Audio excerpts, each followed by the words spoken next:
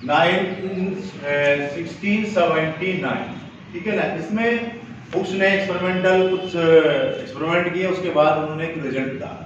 क्या उन्होंने देखा कि हमारे पास तो within the elastic limit, within the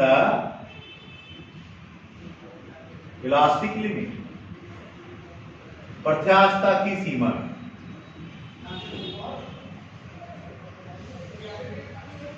प्रत्यास्थता की सीमा में, अर्थात जो भी कंडीशन है वो प्रत्यास्थता की सीमा, इसका मतलब है कि हमारे पास जो भी आप स्ट्रेस लगाएंगे उसमें जितनी भी स्ट्रेन डेवलप होगी वो सब अंडर कंडीशन ये रहनी चाहिए कि उस वस्तु की इलास्टिसिटी बरकरार रहनी चाहिए। रबड़ खींच रहा हूं, रबड़ को इतना खींचा जाए कि अगर उसको छोड़ दे तो वो अपनी पूर्वावस्था में आ जाए, तो वो इलास्टिक उसकी प्रॉपर्टी बने।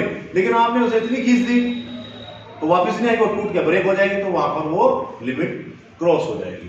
तो इन्होंने बताया कि within the elastic limit, प्रत्यास्थता की सीमा में स्ट्रेस जो है यानी कि प्रतिबल वो किसके बराबर, वो समानुपाती होता है विकृति की, यानी कि स्ट्रेन की होगा।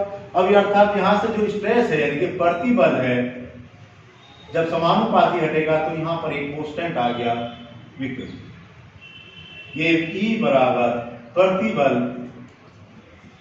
बटे विकृति। ये सब किसके अंडर है, under the condition of with in the elastic limit, ठीक है ना।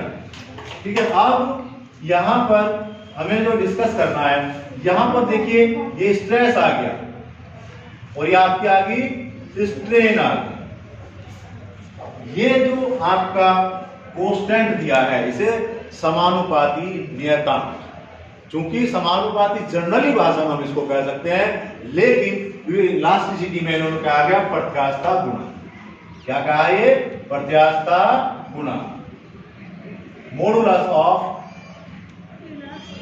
कांस्टेंट कह दिया, मॉडुलस कांस्टेंट कह दिया, ठीक है ना। अब वो कितने प्रकार का होगा ये डिफरेंट करेगा आपके प्रतिबल पे और विकृति। अब इसकी यूनिट क्या हो जाएगी, इसका डायमेंशन क्या हो जाएगी। देखिए स्ट्रेस, जो स्ट्रेस की होगी वो ही इसकी हो जाएगी। क्यों, क्योंकि स्ट्रेन की तो कोई ना तो यूनिट होती और ना ही कोई इसकी डायमेंशन होती, तो जो इसकी हो जाएगी दैट मींस की यानी कि एम आपका न्यूटन पर मीटर स्क्वायर, और वही आ जाएगा ml-1t-2। ये तो आपका इसका यूनिट हो गया, ये होगी इसकी डायमेंशन होगी ml-1t-1। अब ये देखिए डिपेंड करेगा ये प्रत्यास्थता के प्रकार, प्रत्यास्थता गुणांक के प्रकार, ये कितने प्रकार के होंगे, जो कि यहां पर हमें डायरेक्टली नजर आ रहा है कि ये किस पर डिपेंड कर रहा है, स्ट्रेस और स्ट्रेन पर, दोनों का रेशियो है। अब इसको डिफाइन भी हम कैसे करेंगे, डिफाइन हम इसको कैसे कर सकते हैं, within the elastic limit the ratio of the stress to strain is known as the elastic constant. अर्थात इसकी परिभाषा हम कह सकेंगे, प्रत्यास्थता की सीमा में प्रतिबल और विकृति के अनुपात को प्रत्यास्थता गुणांक कहते हैं, ठीक है। यहां तक समझ में आ रही बात। अब बात करते हैं कितने प्रकार के होंगे, कितने प्रकार के, कितने हमारे पास प्रतिबल कितने प्रकार के थे, 3 प्रकार के थे, 3 प्रकार के, तो 3 ही प्रकार के ये भी हो जाएंगे। नंबर 1 फर्स्ट केस आता है इसमें यंग प्रत्यास्थता गुणांक, यंग्स मॉडुलस।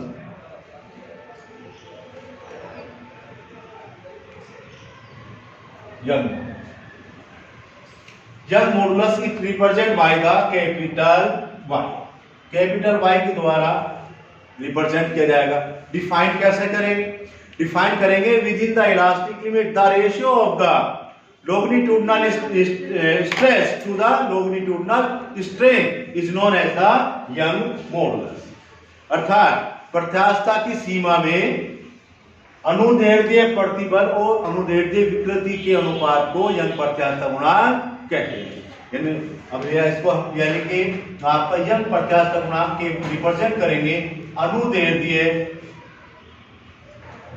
प्रतिबल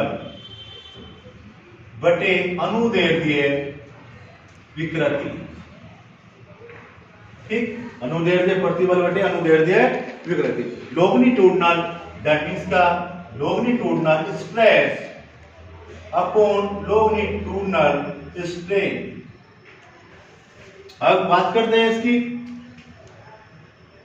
जो यूनिट हो जाएगी वो यूनिट भी क्या हो जाएगी, हम तो जानते हैं कि अनुदैर्ध्य विकृति का कोई मात्रक होता नहीं, तो वही इसका यूनिट हो जाएगी न्यूटन पर मीटर स्क्वायर। डायमेंशन हो जाएगी m(l-1 t-2)।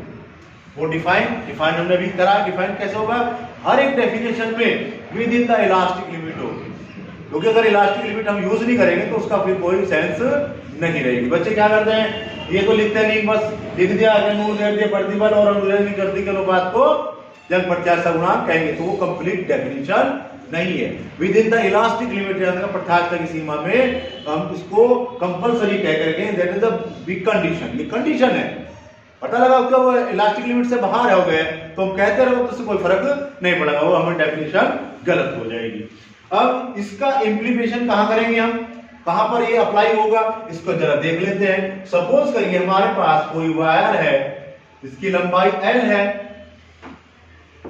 इसका क्रॉस सेक्शनल एरिया, ये कोई तार है, ये इसकी लंबाई L है, ओरिजिनल लंबाई, ठीक है। यहां पर ये क्रॉस सेक्शनल एरिया A है, यानी कि पाई r स्क्वायर। ये r छोटा लेंगे, A बराबर पाई r square. r is the radius of the wire. यहां पर ये किसी भी दृढ़ पिंड से, रेडिड बॉडी से, रेडिड स्पेस से यहां पर ये बंधा है, लटका है, इस पर यदि हमने बाहर लटका दिया गया mg, हम जी एन के बाहर लटका देगा, ये बल के बराबर ही होगा, बराबर mg, फोर्स के बराबर हो जाएगा। तो इसकी ये लंबाई में सपोज करिए थोड़ा सा परिवर्तन, स्मॉल l परिवर्तन कर दे रहा है। क्या कर दे रहा है, इसमें स्मॉल l की लंबाई में परिवर्तन कर दे रहा है। तो ये जो फोर्स होगा ये तो हो गया आपका अनुदैर्ध्य प्रतिबल, और जो स्ट्रेन आएगी वो स्ट्रेन क्या हो जाएगी, अनुदैर्ध्य विकृति, यानी कि small l upon capital L। ये क्या आ जाएगा, फोर्स अपॉन A। अब ये सब कंडीशन किसमें चल रही है, ये सब चल रही है प्रत्यास्थता की सीमा। तो यहां पर देखिए प्रत्यास्थता की सीमा within the elastic limit, within the elastic limit, वही फिर देखिए यहां पर क्या आ जाएगा, यंग प्रत्यास्थ है तो डायरेक्ट यहां से भी हम कह सकते हैं, यहां से भी कह सकते हैं। तो दैट मींस कि y इज इक्वल टू अनुदैर्ध्य प्रतिबल, अनुदैर्ध्य प्रतिबल शॉर्ट में चलेंगे हम, बटे अनुदैर्ध्य विकृति, ठीक है।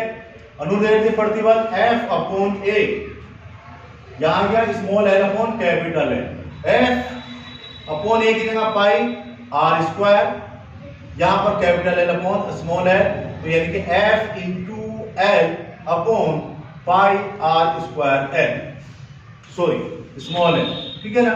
The change in length original length, change in length original length, ठीक है ना, ड्यू टू किसके कारण आई है, लॉन्गिट्यूडिनल स्ट्रेस के कारण।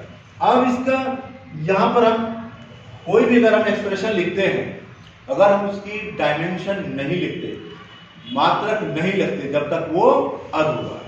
अब हमने ये y लिखा तो उसका ये यूनिट क्या हो जाएगी, मात्रक क्या हो जाएगा, मात्रक हो जाएगा इसका न्यूटन पर मीटर स्क्वायर। डायमेंशन भी अगर हम लिखना चाहेंगे, डायमेंशन, तो हमारे पास dimension l-1 t-2।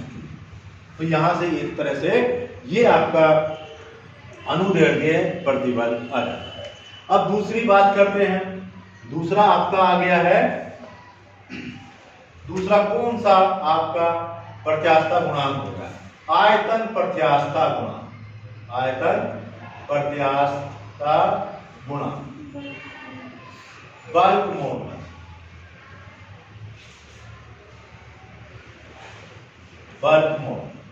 Bulk modulus that means की सीधी सी बात है, डेफिनेशन हम इसमें किससे करेंगे, सबसे पहले हम डेफिनेशन वही करेंगे जितनी भी हमारी कंडीशनल है। स्ट्रेस लगेगा, तो सीधी सी बात है कि स्ट्रेस क्या होना चाहिए, ऐसा स्ट्रेस होना चाहिए जो उसके वस्तु के, चाहे वो आयतन है, अगर कोई वस्तु का आयतन के रूप में उस पर हमने फोर्स लगा रहा है पृष्ठ पर, वो फोर्स कैसा है आपका वो फोर्स आपका परपेंडिकुलर लगेगा उसके सरफेस पे, और परपेंडिकुलर जब सरफेस पे कोई फोर्स लगता है वो दाब कहलाता है। ठीक है, सारी की सारी कंडीशन किसमें रहेंगी? सपोज करिए आपके पास ये कोई वस्तु है,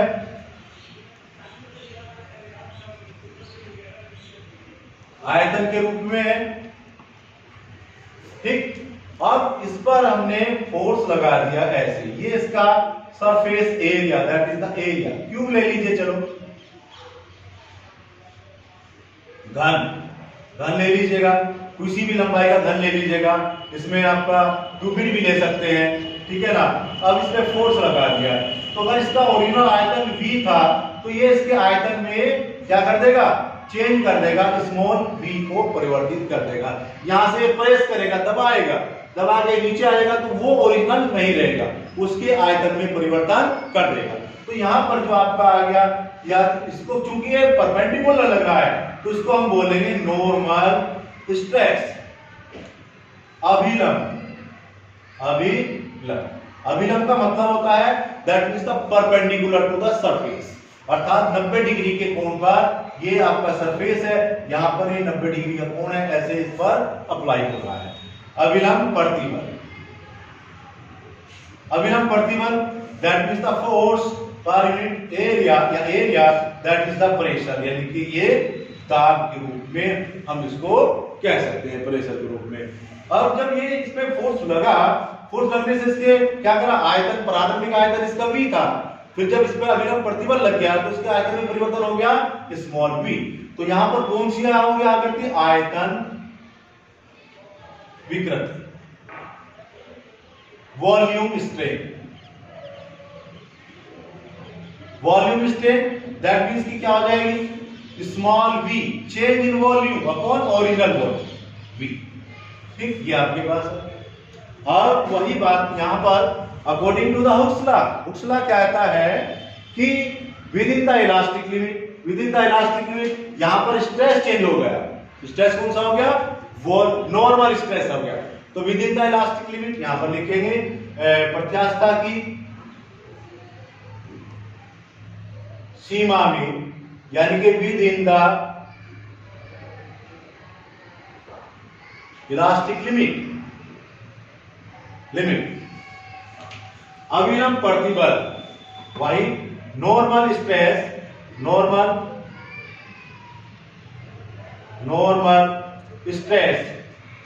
directly proportional to the volume strain. फिर वही यहां पर नॉर्मल स्ट्रेस, यहां पर एक समानुपाती नियतांक, वो कौन सा बताया था अकॉर्डिंग उसका? Elastic constant. इलास्टिक कांस्टेंट यानी गुणांक आपका आ जाएगा, यहां पर इसको रिप्रेजेंट किया जाता है k से, वॉल्यूम स्ट्रेन। यहां पर ये अब k द्वारा, ठीक है ना, इस k को ही normal stress upon volume strain, यानी कि क्या हो गया? अभिलंब प्रतिबल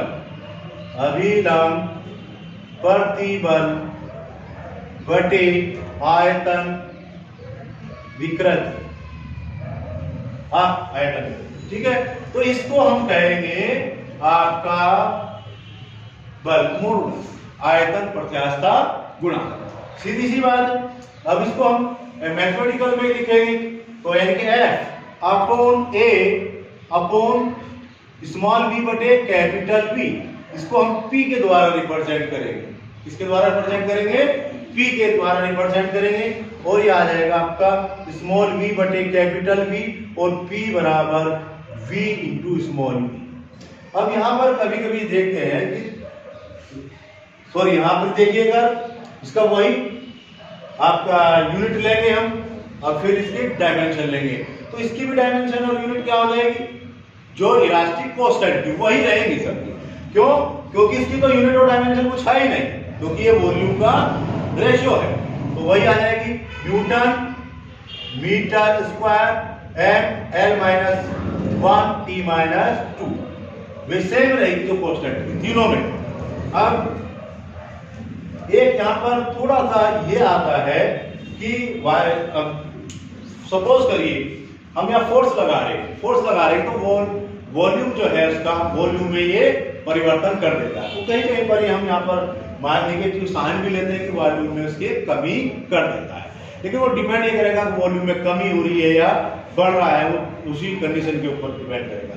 तीसरा केसेस आता है आपका, ये तो 2 हो गए, तीसरा आपका आता है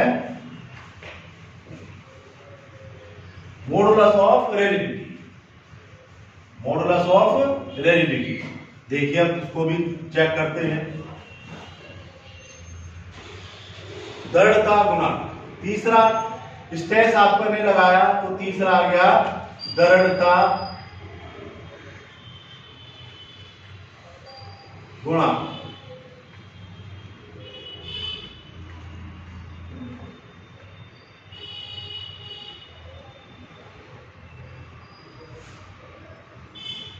modulus of rigidity represent by eta, eta के द्वारा हम रिप्रेजेंट करते हैं।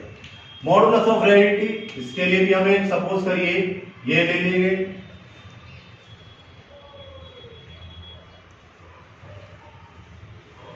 वॉल्यूम ले लें।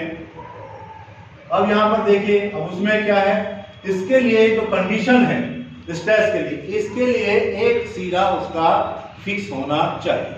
सपोज करिए A B C D, A B C D E F G H, ये कोई क्यूब है, घन है, इसके लिए इसको इसकी कोई भी भुजा है ए बी सी डी, यानी कि 1 मीटर 2 मीटर कुछ भी ले सकते हैं।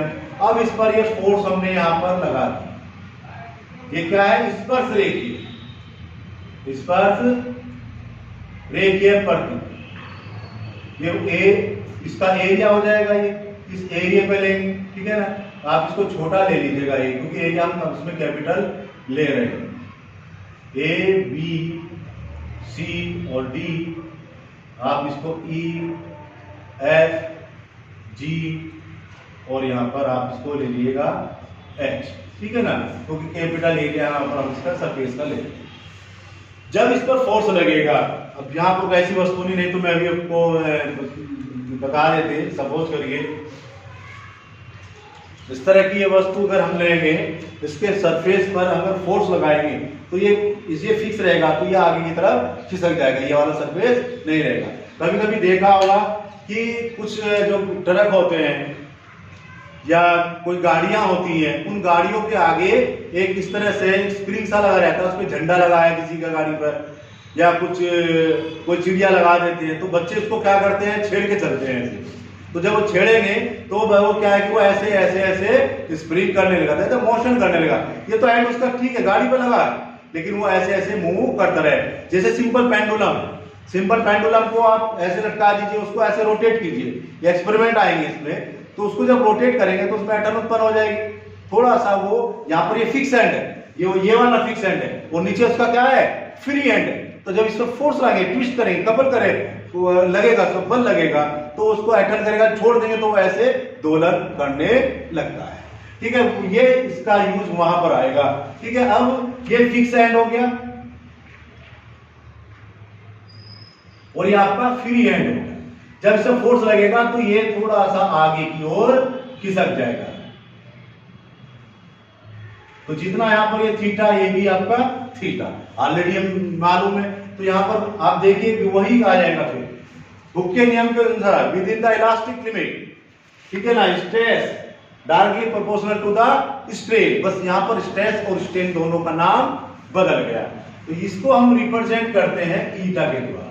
ईटा के द्वारा मैं डायरेक्ट यूज करूंगा स्पर्श रेखीय प्रतिबल, यानी कि अपरूपण प्रतिबल अपॉन अपरूपण विकृति, ठीक है। अपरूपण या टेंजेंशियल या स्पर्श रेखीय प्रतिबल भी कह सकते हैं, वही एफ अपॉन ए, और यहां पर आ जाएगा ये थीटा। थीटा जबकि आपने मालूम है टेन थीटा, यहां से ये आपका बी डैश या एफ डैश, ये आ जाएगा B dash upon B C, यानी कि theta approximately ten theta, because theta is small, theta is small, बहुत कम होगा, ऐसा नहीं कि बहुत ज्यादा उसमें शेयर कर जाएगा, बहुत ज्यादा हो जाएगा, बहुत कम होता है, इसलिए इसको हम यहाँ पर ऐसे रिप्रेजेंट करेंगे। तो यहाँ पर जो ईटा आ गया वो आ गया एफ अपॉन ए थीटा। अब इसकी बात करेंगे कि इसका यूनिट कितना हो जाएगा और डायमेंशन कितनी हो जाएगी। यूनिट कितना है इसका, यूनिट हो जाएगा आपका न्यूटन पर मीटर स्क्वायर। डायमेंशन कितनी हो जाएगी इसकी, वही हो जाएगी L-1 T-2। तो यहाँ पर हमने तीन तरह के कौन कौन से डिस्कस कर लिए हैं। यहाँ पर हमने जो मॉडुलस है, जो आपके प्रत्यास्थ गुणांक है, वो करे हैं तो कैपिटल Y, एक आपका K, एक आपका करा है ईटा, तीनों के यंग मॉडुलस, बल्क मॉडुलस और आपका मॉडुलस ऑफ रिजिडिटी, ठीक है ना, यानी कि जड़ता गुणांक, तीनों के एक्सपेरिमेंट आपके